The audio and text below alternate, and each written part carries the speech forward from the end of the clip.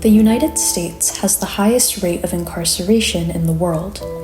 As of 2021, 664 out of every 100,000 people in the United States are incarcerated in some form, whether it be in juvenile detention, state or federal prisons, or even under community supervision. In a 2016 study conducted by the Sentencing Project, it was estimated that the U.S. keeps approximately 7 million men and women under criminal justice supervision, with 2.3 million behind bars and some 4.7 million under probation or parole. It should be noted that minority groups are disproportionately affected by the U.S. justice system, with Black Americans being incarcerated at 5 times the rate of white Americans, and Latinx and Native American individuals at 4.2 and 2.4 times the rate, respectively. These statistics underscore the rampant racial injustice that still exists today within the American prison system. Comparatively, the state of Connecticut boasts a much lower incarceration rate of 394 out of every 100,000 people. As of 2021, there are 11,000 people in prisons across the state of Connecticut. 6 Connecticut cities account for over 50% of the state's incarcerated population, namely Hartford, New Britain, Waterbury, New London, Bridgeport, and New Haven. It is predicted that by 2025, the state's correctional population will increase by 2%.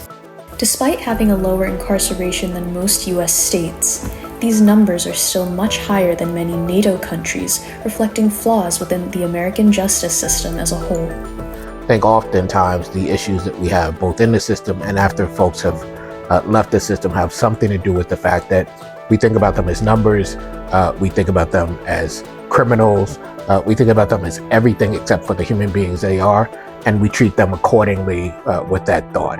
And folks coming back into our system recidivating, folks coming back into our system unable to connect to their communities and their families have a lot to do with the way that we have imagined and treated them.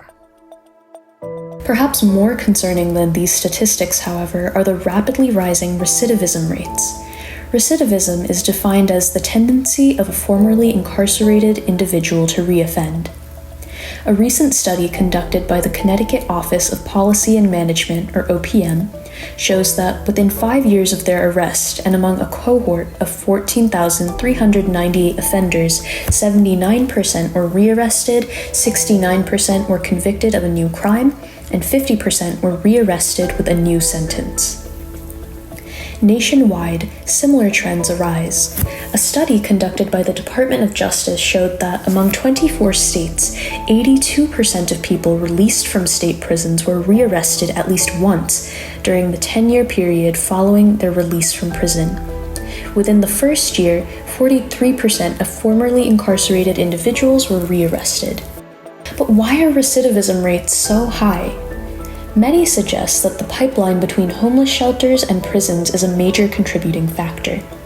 The criminalization of homelessness has prevented many people from achieving a smooth re-entry into society. The formation of a criminal record as well as incarceration debt prevents many people from obtaining adequate jobs and housing.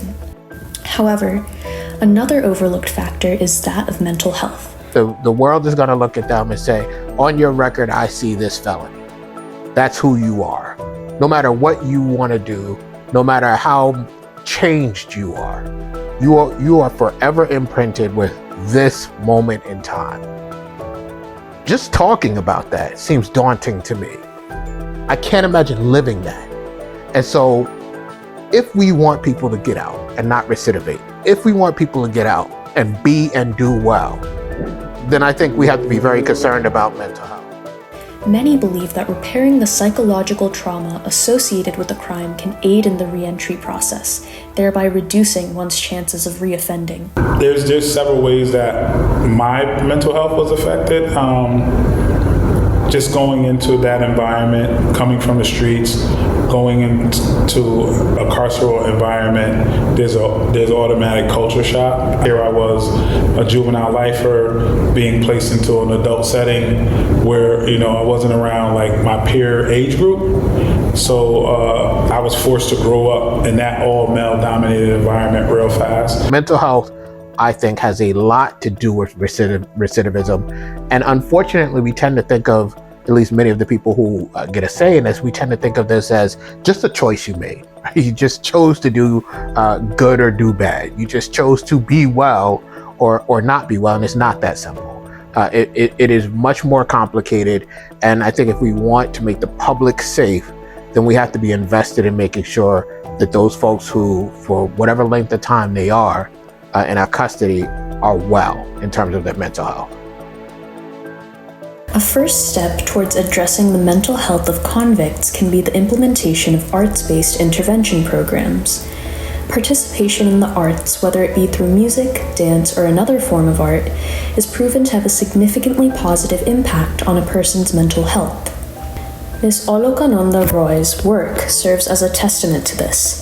Based in Calcutta, India, Ms. Roy has dedicated herself to bettering the lives of inmates in Calcutta prisons through a form of dance therapy, which she calls love therapy.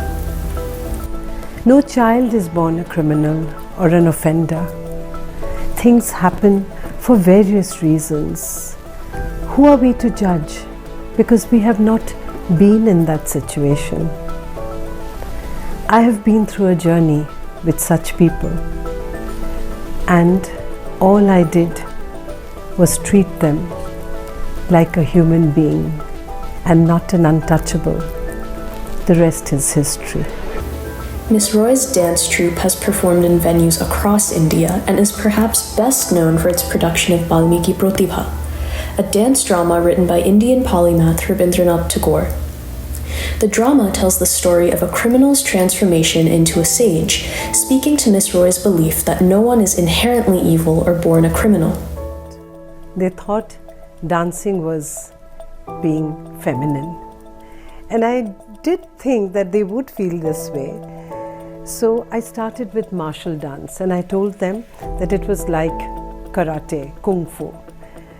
So probably they could relate to that. Started with martial dance, and then the vibrant folk dances of India.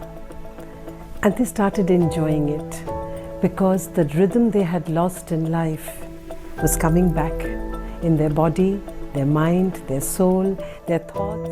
Not a single one of Ms. Roy's disciples has relapsed into a life of crime. Her work stands as a testament to the power of the arts as a method of restorative justice. While similar initiatives have begun to take shape in the US, there is still more scope for its growth. Ms. Roy believes that a good starting point would be to hold public performances. It humanizes people who are considered a danger to larger society. By showcasing their work to the public, it takes away from the stigma surrounding incarcerated individuals. Through the implementation of arts-based intervention programs, we can positively impact the mental health of incarcerated individuals, thereby reducing one's chances of returning to a life of crime.